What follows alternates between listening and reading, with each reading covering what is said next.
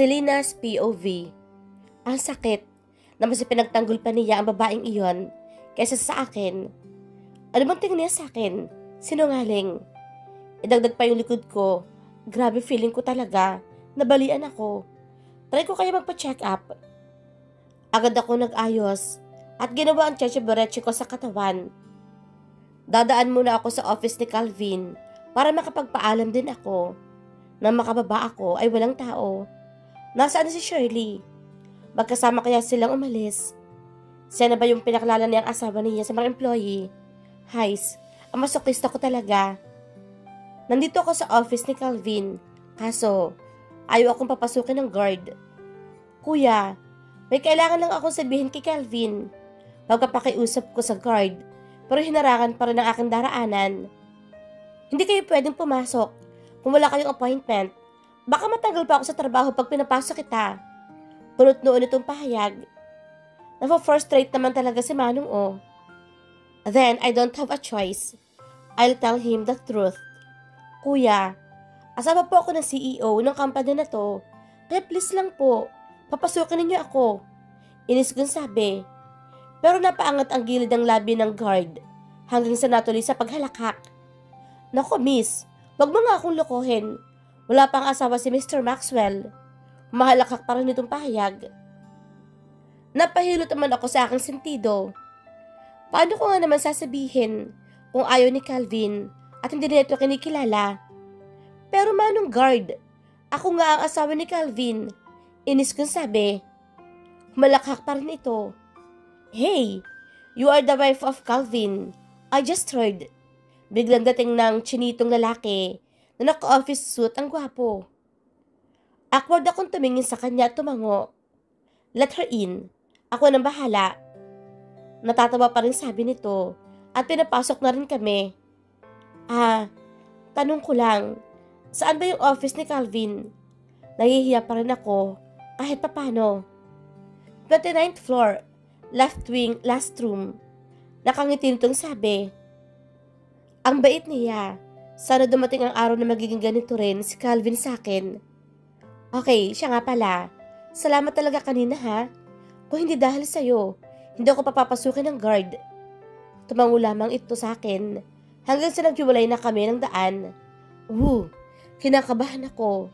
Andito ako sa office ni Calvin at nasa tapat na ng kanyang room. Kumatok ako ng 3 beses. Come in, sigaw niya. Dahan-dahan naman akong pumasok sa loob. Pero nang makita niya ang mukha ko, agad nag-ibang hilat siya ng kanyang itsura.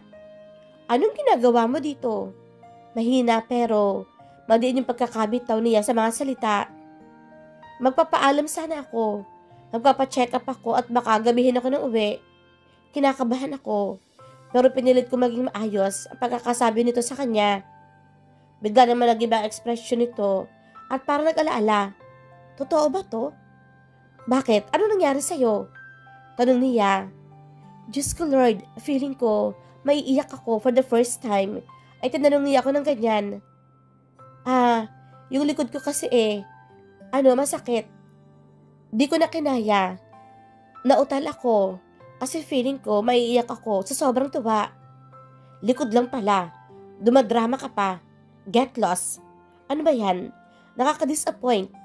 Akala ko, nagkikirnis siya sa akin. Hirap palang umasa. Bigla na lamang bumukas ang pinto at may pumasok na babaeng sobrang laki ng hinaharap. Parang pagka nakipagtapat ako, hindi ko makakaharap ng mukha. Sa mukha ng boobs muna bago ako makaharap yung mukha. Ha. Ashley, what are you doing here? Pero ngumiti lamang ito kay Calvin. Di lang ngiting seductive. Bad trip. Hindi pa nga natatapos yung sakit kay Shirley. May bago na naman. Tsaka ngayon ko lamang napansin na Japanese pala siya. Nag-usap silang dalawa sa wikang Hapon.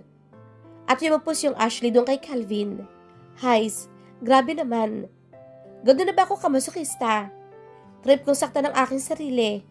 Or siya. Physically na, emotionally pa. Hays, Calvin. You are being unscrupulous. You didn't know how much I love you. I hope na hindi pa umabot sa pagkapagod ako sa pagmamahal ko sa'yo. Then, I released a big sigh. Who is she? Kaya napabalik ako sa wisyo. Nakalimutan kong nasa office pa pala ako ni Calvin. Muntikan pa nga akong umiyak. Don't mind her, she's nothing. Sabi ni Calvin. Then, boom. Sobrang sakit sa puso ko. Para akong hindi makahinga sa mga katagang kanyang binitawan. Napayong ko na lamang siya. Wala siyang dapat sabihin eh. Aalis na pala ako. Saka baka gabihin. Naputo lang sasabihin ko ng palakihan niya ako ng mata. Kaya natahimik na lang ako. Whatever, just go. Then, in just one blink, they start kissing each other. Never ko natikman yung labi niya. At ako ang asawa. Pero never kami nag-kiss. Kahit smack lang. Bakit ba ang unfair ng destiny? Nagmamadali ako umalis sa office si Calvin. At hindi na rin muna siguro ako magpapatingin sa doktor. Parang hindi ko kakayanin eh. Naramdaman ko na lang ang mahinang pagpatak ng ulan. Hindi rin nagtagal, lumakas ito. Pero for good's sake, wala akong masilungan. Parang ako lang sa puso ni Calvin. I can't find my way straight to his heart where we can be happy. But I'm hoping someday he'll let me enter his heart. Ang lamig. Kung saan na rin tumulo ang luha sa sakit. Hindi ko na malayan. Bigla na lamang dumilim ang aking paningin. Lester's POV. I was on my way to Calvin's office when I saw a pretty woman. No, she's gorgeous. Pero bakit siya nagpapabasa sa ulan? Tumawid siyang bigla. Pero hindi na nakita na may paparating ng sasakyan na walang preno. Shit, I cursed. What am I going to do? Mababangga siya. Then, it left me no choice kundi iharang ang aking kotse doon. May air balloon naman ako dito sa harapan ng kotse, kaya hindi ko rin masyadong iindahin. Agad kong pinag-drift ang aking sasakyan at tinaharang ito sa kotse na wala ng preno. Bahala na kung ano mangyari. Gusto ko lang siya mailigtas. Mabuti. At may air balloon din yung driver ng sasakyan, kaya wala rin nangyari sa kanya. Konting galos lang ang natamo, galing sa nabasag na salamin. Agad ako bumaba para ma-check kung okay lang yung babae, pero nakahiga pa rin siya sa daan at may konting galos. Patakbo ako lumapit sa kanya at agad ko siyang binuhat. Luckily, dahil katapat lang namin yung ospital, kaya agad ko siyang dinala doon. Nurse, help me! Sigaw ko. Pagkapasok namin doon sa ospital, kaya sabay-sabay silang lumapit at tinulungan akong ilagay siya sa stretcher. Sir, hanggang dito na lang po kayo. Pigil ng isang nurse at pinasok siya sa emergency room. Naupo muna ako doon sa waiting area. May lumapit din sa aking nurse at ginamot ang mga galos ko. Sir, kaano-ano po kayo ng patient? Paki-fill up na lang po ito. Tanong nito at may binigay sa aking papel. Kailangan kong ilagay ang name niya. Anong ilalagay ko? Hindi ko naman siya kilala. I don't know her. Ako lamang ang nagdala sa kanya dito. Sabi ko. At tatango-tango naman yung nurse. Sir, pakilagay na lang po ng kahit anong pangalan. Basta po ma-recognize. Sabi nito. Ano bang ilalagay ko? E di yung sikat kaya, yung maganda. Yung babagay kaya sa kanya. Si Megan Fox na nga lang. E di Megan Fox na lang ang nilagay ko. Tapos, lumabas na yung doktor. Nilipat din ang babae sa ward. Saka ako kinausap yung doktor. Nothing to worry, mister. She's okay. Kaunting gasgas at sugat sa noo lang ang kanyang natamo. Nag-blackout din kasi siya sa panic. Tapos umalis na yung doktor at ako naman, dumiretso sa room na pinagdalhan sa kanya. Naupo ko si Sang Silya sa kanyang tabi at pinagbasdan ang kanyang mukha. Long and thick eyelashes, red lips, perfect nose, face shape. No need to apply makeup. She's so beautiful, no doubt. I hope I can know her name or number. I find her really interesting. My phone suddenly rang. Hello, I answered my phone without knowing who's the caller. Where the hell are you? An irritated voice. It's Calvin. I'm here in the hospital in front of your office, I said. Then I looked at girls who sleeping peacefully. What happened to you? Nothing. I saved a woman and I also brought her here in the hospital. Damn, man. Kailan ka pa naging savior? I heard him curse, so I laughed hard. Wait for me. I'm on my way. Then I press the end button. Pero pagtingin ko sa babaeng nakaupo na siya at nakatingin sa akin, hindi ko alam ang gagawin ko. Hindi ako mapakali sa kanyang titig. Ikaw ba yung doktor? Bigla nitong tanong. Pero napatulala lamang ako. What am I going to do? Hindi ako makasagot. What's happening to me? Hello? Okay ka lang? Sabi ko, ikaw ba yung doktor? Tanong niya ulit, nag-aantay ng sagot. Hindi ako yung doktor. Ako yung nagdala sa'yo rito. Pag-explain ko. Tumango-tango naman ito sa kanya, tapos biglang umiti. First time akong tinabla ng killer smile, at ng babae pa. Hays, nakakabakla naman oh. Thank you for saving my life. By the way, I'm Selena, Lee for short. She offered a handshake, and I gladly accept it. Lester Brickstone, tapos ngumiti din ako sa kanya. Parang sa simpleng shake hands, libo-libong voltahe ng kuryente at dumapo sa aking katawan. Saka bakit Megan Fox yung nakalagay dito? Itinapat niya sa mukha ko yung parang name tag sa kanyang kamay. Totoo, para talaga siyang si Megan Fox. Napakamot naman ako sa batok. Hindi ko kasi alam kung anong pangalan mo. Sorry. It's nothing. And thank you again for saving me. Grabe, akala ko, mamamatay na ako. Tapos tumawa siya, which is like a music to my ears. Ano to? Love at first sight. I don't believe in those. Pero kailangan ko nang umalis. Masyado na ako nasiyahan sa chit-chat namin. Lee, aalis ako ha. Kaya mo na ba? Tumango naman ito at muling ngumiti. At ayun, tuloy na siyang umalis sa ospital at tumiretso sa office ni Calvin. Mamaya na lamang din iaasikasuhin tungkol sa aksident sa mga pulis. Calvin's POV. Gabi na makauwi ako sa bahay. Tawag ako ng tawag kay Lee, pero hindi sumasagot. Malilintikan talaga sa akin ang babaeng ito eh. I dialed her cellphone number, pero busy yung line. Asang ka ba, Lee? Naghintay ako ng ilang oras pero wala pa rin. For God's sake, it's already 10 p.m. I've waited too much. Dumiretso na ako sa kwarto ko at natulog na lang. Kung sila ang aking inaalaala, bahala siya sa kanyang buhay. Pero nakaramdam pa rin ako ng konting takot at kaba para kay Lee. Hindi naman kasi ugali nun umuwi ng ganito. Selena's POV. Grabe, andito pa ako sa ospital.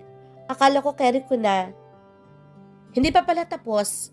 Na-sprain pa yung paa ko at hindi ako makatayo. Hays, bakit bang clumsy ko? Flashback. Okay na po, Doc. Kaya ko na po. Pagpapaalam ko sa doktor. Kaso pagtapa ko ng paa sa hagdanan, ay natapilok ako sa hagdanan at talaglag. Mabuti na lang. At nandoon pa yung doktor. Kaya agad ako natulungan. Na-spray ng paa mo, Miss Sales. I think you better stay here. Pagkatapos ng i-check ang paa ko, ay umalis na siya. Ang pinakamasakit pa, may kumain ng saging. At doon iniwan sa hagdanan. Ang sarap sungal-ngalin. End of flashback. Okay, ako na yung clumsy. Pero ang aking inaalaala ay si Calvin. Nakauwi na kaya siya? Kumain na? Hinahanap ba niya ako? Hays, kinakabahan ako mag-stay dito. Baka magalit si Calvin. Kinaumagahan, mabilis na ako nag-ayos ng aking sarili. Dahil ready na ako umalis at pwede na ma-discharge. Kinakabahan akong pamasok sa loob ng bahay.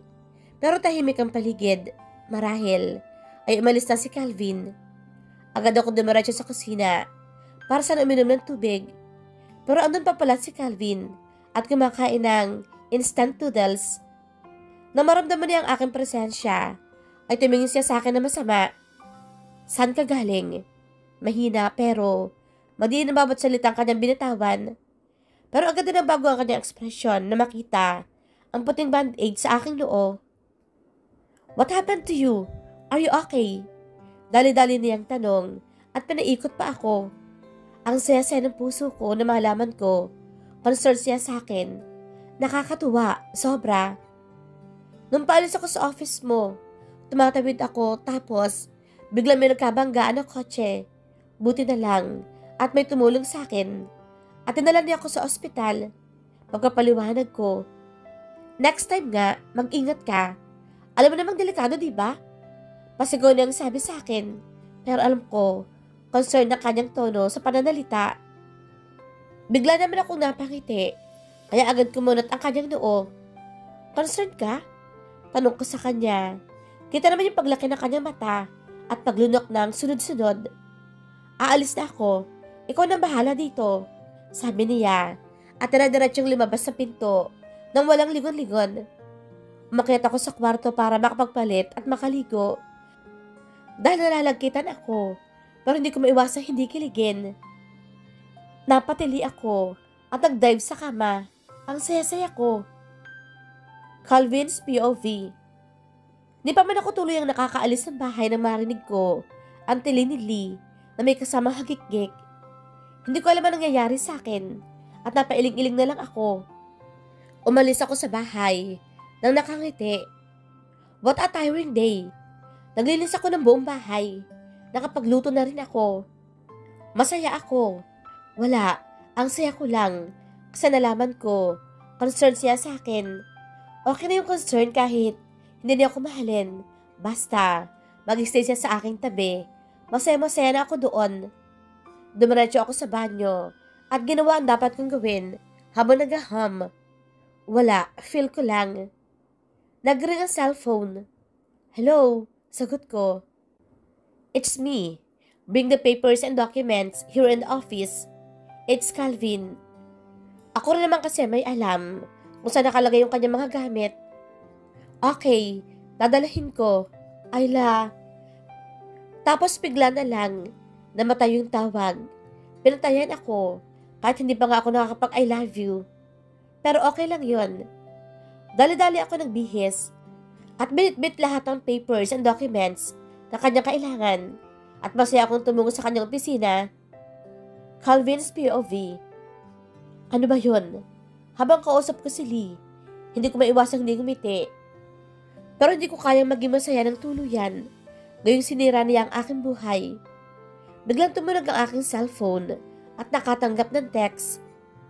Boss, alam na po namin kung nasaan si Miss Luna. Dito po siya nag-stay sa Makati, Hexagon Condominium po. Siya ang na-hire ko na private detective at ipinahanap ko ang babaeng totoong mahal ko na si Luna.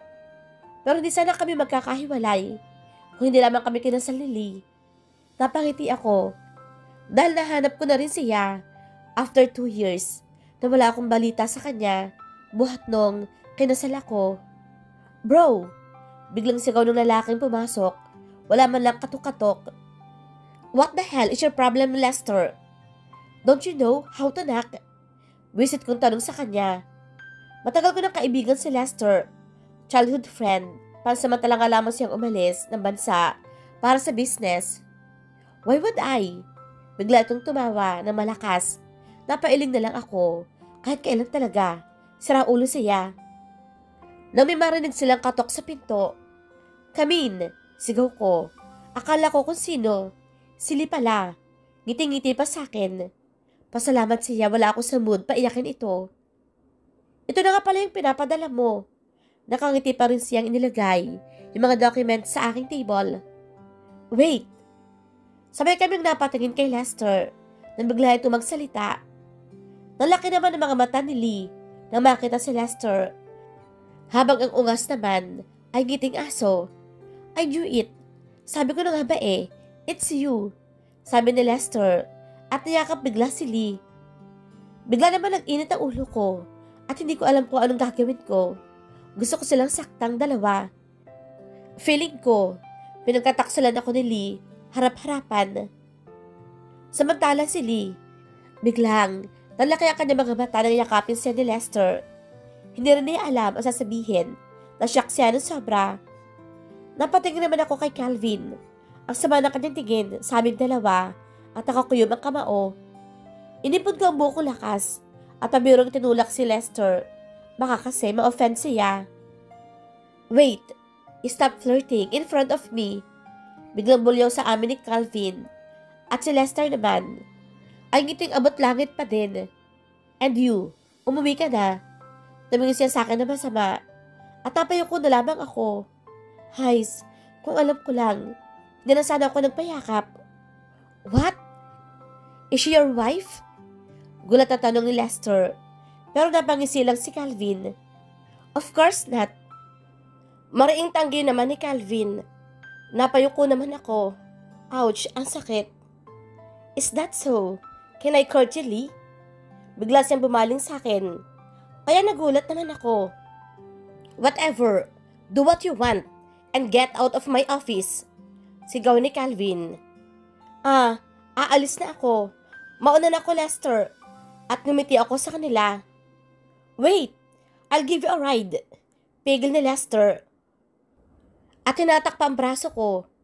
Otomatiko ako napatingin kay Calvin na nakatingin sa nakakapit na kamay ni Lester. No, it's okay. May nag-aantay na taxi sa akin. Sige, aalis na ako. I waved my hand and smiled at them.